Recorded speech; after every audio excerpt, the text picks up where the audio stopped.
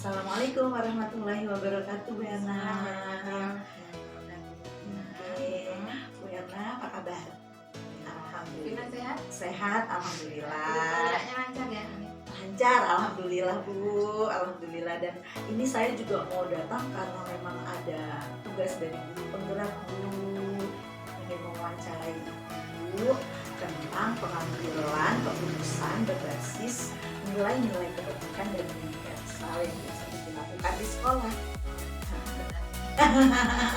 Monggo Bu.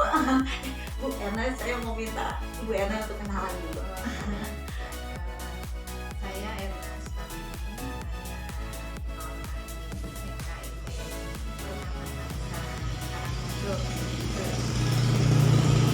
dari yang saya itu saya ikutin ini adalah salah satu dari Langsung ya Bu ya, langsung ke pertanyaan pertama, yaitu selama ini bagaimana Ibu mengidentifikasikan kasus-kasus yang merupakan dilema etika atau bujukan moral?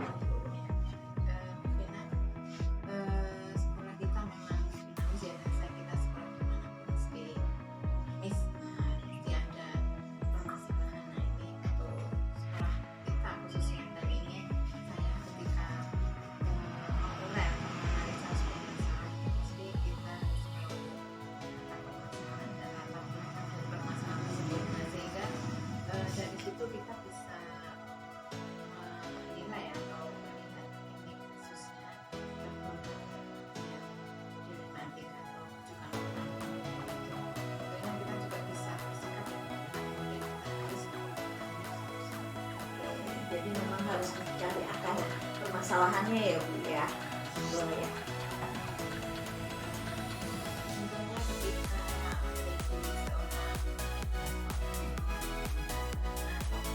itu sama pasti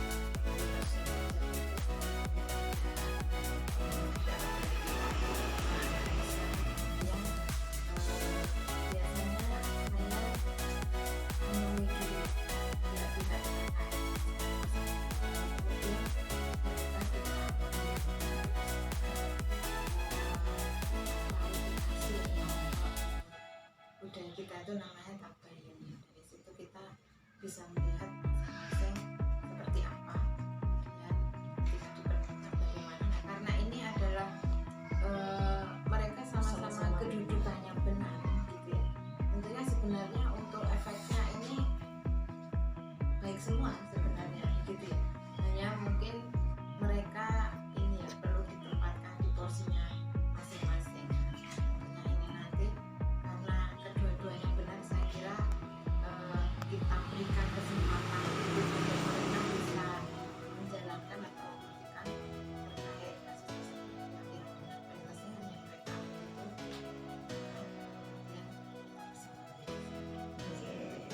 Jadi memang harus diklarifikasikan bersama ya Bu ya, mengetahui semuanya tujuannya sama karena dua-duanya sama-sama benar. Yang selanjutnya ya Bu, langkah-langkah atau prosedur apa yang Ibu lakukan, yang biasa Ibu lakukan selama ini?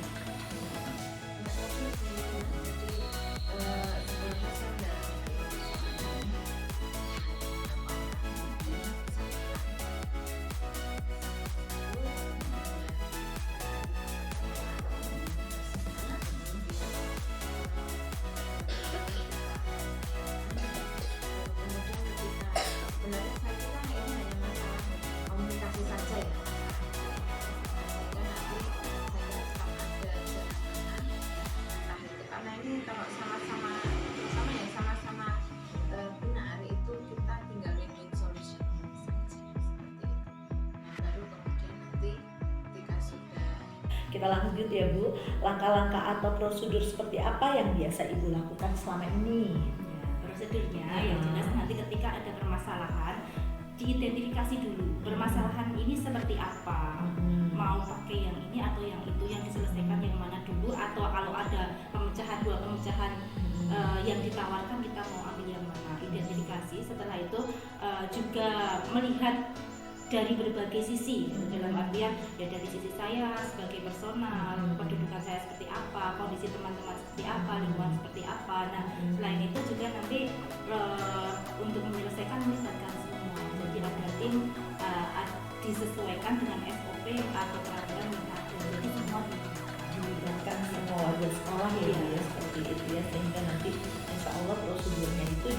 nyaman buat semuanya gitu ya. Nah, kita lanjut lagi ya Bu. Hal-hal apa yang selama ini Ibu anggap efektif dalam mengambil keputusan pada kasus-kasus dilema etika? Yang efektif itu memang pendekatannya lebih pendekatan melibatkan semua dan dimana ketika komunikasi jalan semuanya dilibatkan, kemudian tahu pertimbangan kenapa kok ini yang dipakai dan lain sebagainya, itu semua terlibat, itu akan efektif karena jadi satu kesatuan, kompak lah mau seperti apa. Jadi memang merasa semuanya mempunyai kewajiban untuk menjalankan ya Bu ya, menjalankan keputusan bersama itu. Kita lanjut, hal-hal apa yang selama ini menjadi tantangan Ibu dalam pengambilan keputusan pada kasus-kasus dilema etika? Tantangannya apa nih Bu di sekolah? Mesti ada tantangan. Tadi kan ya. Efektif ketika semua paham, ketika semua terlibat. Nah, tantangannya biar semua paham, semua terlibat, tentu kita perlu ada komunikasi yang efektif, ada bagaimana kita punya kemampuan merangkul semuanya untuk merasa memiliki, merasa ikut dilibatkan dalam pemecahan masalah. Nah, itulah jadi tantangannya. Gitu ya, jadi memang tantangannya di situ ya Bu ya, karena semuanya punya sudut pandang yang berbeda. Tapi kita menjadi mencari satu solusi benang merahnya gitu ya. Kita lanjut ya Bu, adakah seseorang atau faktor-faktor apa yang selama ini memudahkan Ibu atau membantu Ibu dalam pengambilan keputusan kasus-kasus dilema etika di sekolah? Itu ada, jadi nggak mungkin kita ibaratnya intilah dia sendiri, kita ada tim. Kebetulan kalau di SD kami ada tim manajemen, dimana kalau tim itu memang kompak, itu membantu memotret atau melihat dari berbagai sudut pandang untuk ketika ada permasalahan yang dihadapi. Jadi tim yang dijalankan. Jadi kan tadi mungkin ada rapat tangan ya Bu ya. Nah mungkin bisa ditambah jadi, yang lain apa bagaimana bisa, gitu. Biasanya gitu Bu, seperti apa? Ini saya lakukan beberapa waktu yang lalu. Jadi ketika ada permasalahan di sekolah itu kan ada berbagai ini ya yang bisa kita terapkan. Jadi makanya tadi saya menyampaikan tergantung dari permasalahan. Kalau masalah itu harus, berarti keputusan saat itu.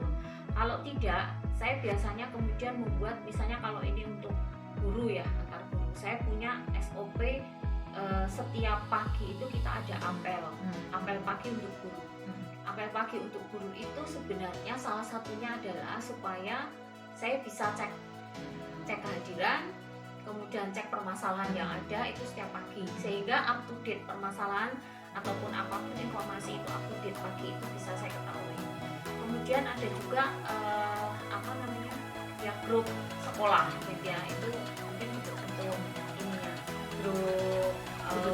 ini ya, grup guru. Ada juga saya ada 2 tim ya, ada grup tim manajemennya gitu, jadi tim khusus di manajemen tingkat manajemen sekolah, kemudian ada di grup yang umum misalnya seperti itu. Nah itu kita gunakan sesuai dengan tingkat permasalahan yang ada di sekolah gitu. Kemudian kalau jadwal tadi yang jadwal khusus itu misalnya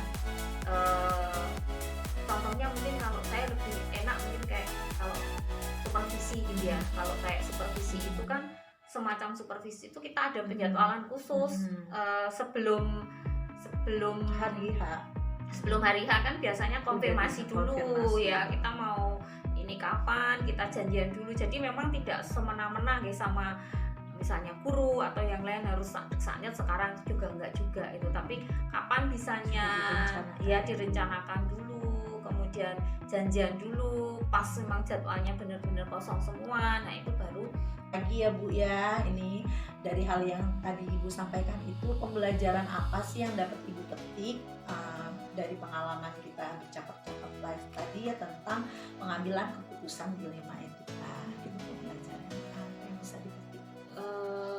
Kalau pengambilan keputusan itu satu yang jelas tidak boleh kita putuskan sekarang.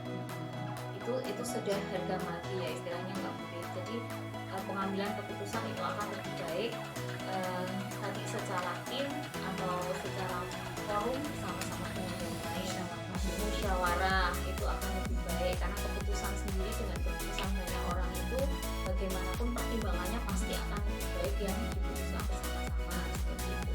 Kemudian yang ketiga, ketika kita berbicara tentang menyelesaikan atau mengambil keputusan terkait dengan dilema etika, itu kita harus memperhatikan masing-masing person yang terlibat gitu. Jadi banyak pertimbangan yang harus benar-benar kita gali, kita pertimbangkan untuk mengambil keputusan, sehingga keputusan itu kita ambil menjadi keputusan yang terbaik, yang paling tepat, yang win-win solution untuk semuanya.